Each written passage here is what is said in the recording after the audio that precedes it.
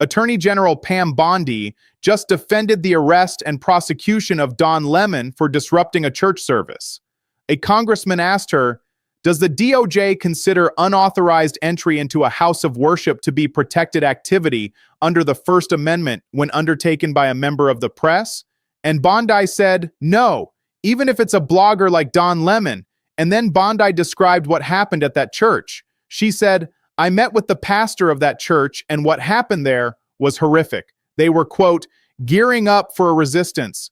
They entered a house of worship." And I think the video speaks for itself.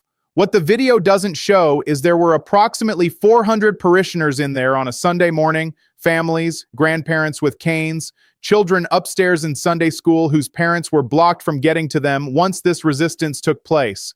And they had named it Operation Pull-Up. Operation Pull-Up, that's what Don Lemon and others allegedly called their plan to disrupt a church service.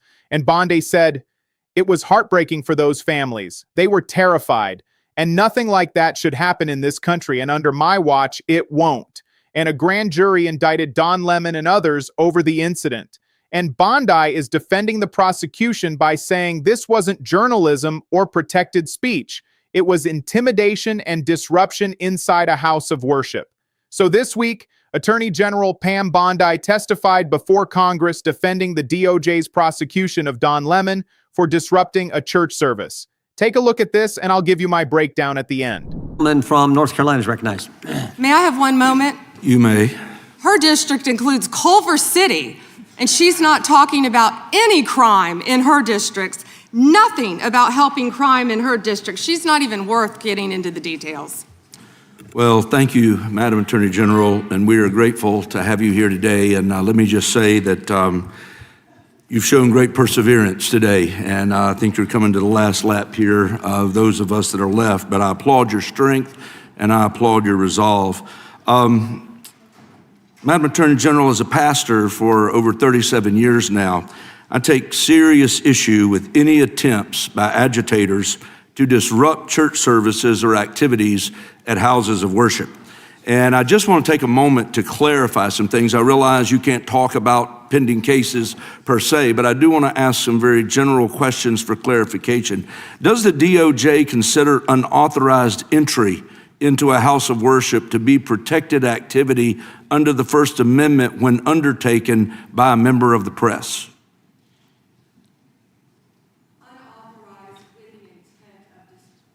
Unauthorized with the intent of disrupting, yes. Okay. Even if it's a blogger like Don Lemon.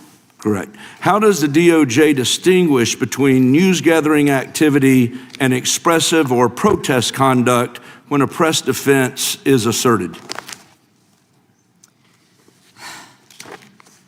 Congressman, I met with the pastor of that church, and what happened there was horrific. Of course, the press is welcome, and I would hope all houses of worship, whether it's a synagogue, whether it's a church, any house of worship. However, what happened here is a pending case again, but within the 4 corners of the indictment, they were, quote, gearing up for a resistance. They entered a house of worship, and I think the video speaks for itself.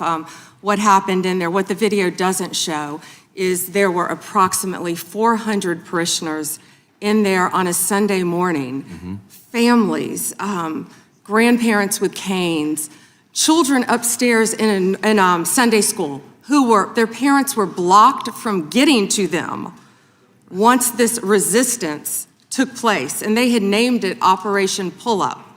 It was heartbreaking for those families. They were terrified. I think they've all said that. And nothing like that should happen in this country, and under my watch, it won't. Thank you. And just to clarify, accosting members of a congregation and creating a scene marked by intimidation and threat inside a house of worship would not be protected First Amendment activity, correct? Absolutely not, and a grand jury has indicted individuals over that. Thank you. One other question, just shifting a little bit. You know, my home state of North Carolina has been making national headlines at times, particularly in the city of Charlotte.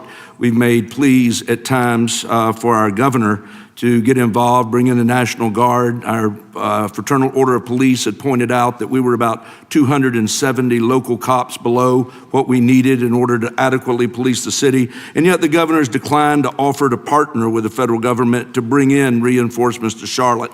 I want to give you just a few moments, really the balance of my time, to explain the impact that Memphis Safe Task Force has had on crime and safety in Memphis, because I know there was a place we saw that cooperation has tended to breed great results, and I would love to hear a little more about that. Thank you. And I have numbers for you too. Well, and we're all right here in DC, we're all living right here in DC, and I think we've seen the remarkable impact that it has working with members of the Democrat Party on this, with law enforcement, with the mayor, with the police chief, doing everything we can to make DC safe. As of February 9th, there were nearly 10,000 arrests. This is DC. 1,000 illegal guns seized since the operation began, with carjackings down 81% from this time last year, and violent crime down 42%. DC is safer because of it. We know we had a National Guardsman shot, and we had a beautiful young woman killed. I went to her funeral, and I keep in touch with the National Guardsman who was shot, his parents. He's doing great. He's a miracle. Please continue to pray for him. I know my time is up, but same results I spoke about earlier in Memphis, and we're still working on that with the help of Make Memphis Safe Again. Well, again, I think it just draws an incredible contrast between what we've seen happening in Minneapolis versus what we've seen happen in DC, what we saw happen in Memphis, and what I would love to see in some ways, if we could ever get our governor to work with us in North Carolina, to happen in Charlotte. But with that, I yield back. Thank you. All right, let's talk about what you just heard, because Attorney General Pam Bondi just defended one of the most controversial prosecutions the DOJ has undertaken, the arrest of Don Lemon for disrupting a church service. And her defense is that this wasn't journalism or protected speech. It was an organized resistance operation that terrorized 400 parishioners on a Sunday morning, including blocking parents from reaching their children in Sunday school. Let me walk you through what Bondi revealed, because this is about the line between press freedom and criminal disruption. The questioning came from Congressman Mark Harris from North Carolina, who is a pastor himself. He said he's been a pastor for over 37 years and takes serious issue with any attempts by agitators to disrupt church services or activities at houses of worship. And Harris asked a fundamental question. Does the DOJ consider unauthorized entry into a house of worship to be protected activity under the First Amendment when undertaken by a member of the press? In other words, can journalists claim First Amendment protection if they force their way into a church and disrupt services? And Bondi said, unauthorized with the intent of disrupting, no. And Harris clarified, even if it's a blogger like Don Lemon, and Bondi said, correct. So the DOJ's position is clear. Being a member of the press or a blogger doesn't give you the right to force your way into a house of worship and disrupt services. That's not protected by the First Amendment. And then Harris asked, how does the DOJ distinguish between news-gathering activity and expressive or protest conduct when a press defense is asserted? That's the key question. When does journalism end and criminal disruption begin? And Bondi gave a detailed answer. She said, Congressman, I met with the pastor of that church, and what happened there was horrific. Of course, the press is welcome in. I would hope all houses of worship, whether it's a synagogue, whether it's a church, any house of worship. So Bondi is acknowledging that churches are generally open to the press. Journalists are allowed to attend services and report on what happens. That's protected. But then Bondi said, however, what happened here, it's a pending case, but within the four corners of the indictment, they were, quote, gearing up for a resistance. Gearing up for a resistance. That's what the indictment says. Don Lemon and others weren't going to church to report on a service. They were organizing a resistance operation. And Bondi continued, they entered a house of worship, and I think the video speaks for itself. What happened in there, what the video doesn't show, is there were approximately 400 parishioners in there on a Sunday morning. Families, grandparents with canes, children upstairs in Sunday school who, Their parents were blocked from getting to them once this resistance took place. 400 parishioners, families, grandparents with canes who needed assistance, children in Sunday school upstairs. And when Don Lemon and others executed their resistance plan, parents couldn't get to their children. Think about what that means. Parents were physically blocked from reaching their kids during a disruption in a church. That's not journalism, that's creating a dangerous situation. And Bondi said they had named it Operation Pull-Up. That's not a spontaneous decision by a journalist to cover a story. That's a planned operation with a name. And the name suggests they were pulling up to confront or disrupt something. And Bondi said, it was heartbreaking for those families. They were terrified. I think they've all said that, and nothing like that should happen in this country, and under my watch it won't. Terrified. That's the word the parishioners used. They were terrified by what Don Lemon and others did in their church. And Harris asked for clarification. Accosting members of a congregation and creating a scene marked by intimidation and threat inside a house of worship would not be protected First Amendment activity, correct? And Bondi said, absolutely not. And a grand jury has indicted individuals over that. A grand jury indicted them. That means grand jurors, ordinary citizens, heard the evidence and decided there was probable cause to believe Don Lemon and others committed crimes. So let me break down what Bondi is arguing. Don Lemon and others planned an operation they called Operation Pull-Up. They entered a church during Sunday morning services when 400 people were present, including families with children. They executed their resistance plan, which involved accosting congregation members and creating intimidation and threats. Parents were blocked from reaching their children who were in Sunday school upstairs. Parishioners were terrified, and the DOJ considers this criminal disruption, not protected journalism or speech. Now, Don Lemon's defenders would argue this is retaliation for his criticism of Trump. They'd say he's being prosecuted for being a journalist who opposed Trump. But Bondi's defense is that this has nothing to do with Don Lemon's journalism or his political views. It's about his actions inside a church. If he had attended the service peacefully and reported on it, that would be protected. But organizing a resistance operation, accosting parishioners, creating intimidation, and blocking parents from their children, that's criminal. And Bondi said, the video speaks for itself.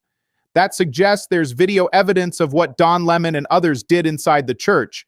And apparently that video is damning enough that Bondi is confident it will justify the prosecution. The question is, what's actually on that video?